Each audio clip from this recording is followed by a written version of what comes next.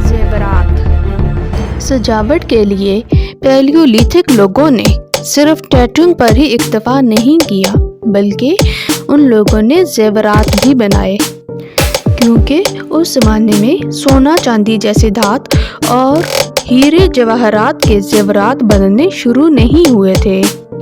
इसलिए ये लोग सजावट के लिए शिकार किए हुए जानवरों की हड्डियाँ या उनके दांत गले में पहनने के लिए हार या बाजूबंद की सूरत में परो लेते। इन हारों को वो अपने तरीके से सजाते थे। मछली या किसी जानवर की रीढ़ की हड्डी के साथ हिरन या किसी और जानवर के दांत तरतीब से परो लेते थे, जिससे डिज़ाइन बन जाता था। इसके अलावा छोटी बड़ी सीपियों से मुख्तलिफ ज़ेवरात बनाते। इस किस्म के बहुत से ज़ेवरात के नमूने इटली के कार ग्रिमाल्डी से मिले हैं। इन ज़ेवरात को बनाने और पहनने की और भी वजूहात थीं। जो शख्स किसी जानवर का शिकार करता, वो बड़े फ़ख्र के साथ उसकी हड्डियों का हार तमगे के तौर पर पहनता था, क्योंकि ये उसकी बहादुरी की निशानी होती थी।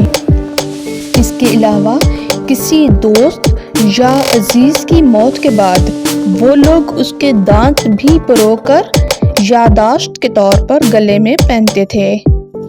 इसके अलावा हड्डियों को तराश कर उन पर जानवर की शक्ल बनाकर छेद करके गले में पहनते थे।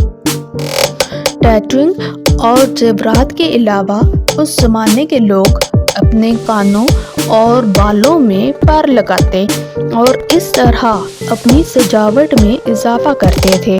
कानों के ऊपर पर रखने से पर गिर जाता था, इसलिए उन्होंने परों को गिरने से बचाने के लिए कानों में छेद करने शुरू कर दिए।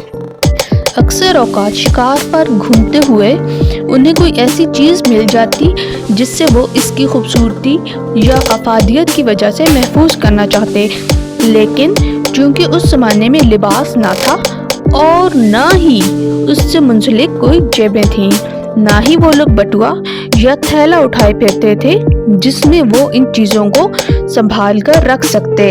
इसलिए अक्सर औकात वो लोग जिस्म को काट कर इसके अंदर ही एक तरह की जेब सी बनाते और चीज़ें रख लेते थे। जिस्म को काटने के इस अमल को स्कैरिफिकेशन कहते हैं। उन्होंने होंठों, कानों और नाक में चीज़ें रखने के लिए छेद किए।